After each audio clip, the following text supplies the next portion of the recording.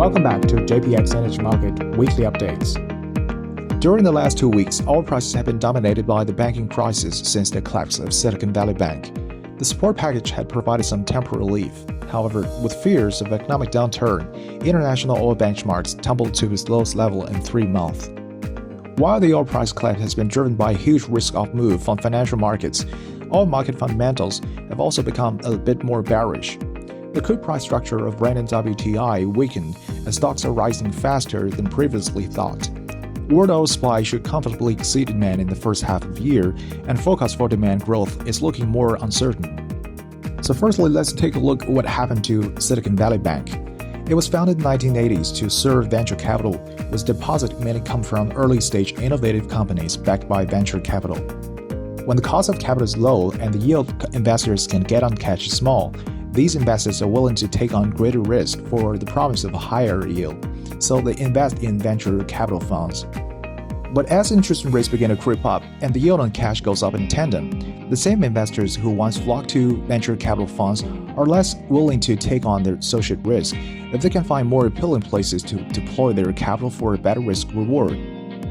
A study conducted by the European Financial Management Association showed that a 1% increase in interest rates reduced the venture capital fundraising by 3.2%. If the business is further along and more likely to attract private equity investments, the leveraged buyouts that are typical of a private equity investment require significant debt.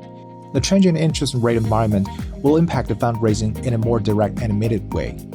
Given the direct correlation between interest rates and investment, and as the Fed has been aggressively raising rates in a bid to tame soaring inflation, these venture-backed companies had to channel more cash towards repaying debt.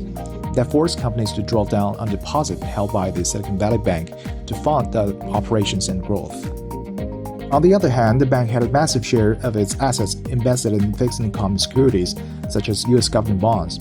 Customers of the bank were withdrawing their deposits beyond what it could pay using its cash reserves, and so to help meet its obligation, the bank had decided to sell 21 million of its security portfolio at a loss of 1.8 billion. This news had sparked the bank run. While a broader contagion is unlikely, it is reflecting the fact that the Fed rate hike is already slowing down the economy, and further interest rate hike will likely cause a recession. For fresh cues, market participants will keenly watch out for the next Fed meeting scheduled on Wednesday and Thursday. On the physical market, oil stocks are building at a faster rate than previously expected. According to the IEA, in January, OECD industry oil stocks rose by 54.8 million barrels, 4 times more than the 5-year average stock builds. Preliminary data for the United States, Europe, and Japan showed a 7.8 million barrel build in industry stocks in February. Asian markets again proved more resilient than Western prices, with JPX Dubai and IC Brent future spread reaching to the highest level in 3 years. A relatively heavy refinery maintenance schedule depressed the Atlantic Basin's call on crude and pressured North Sea dated price differentials.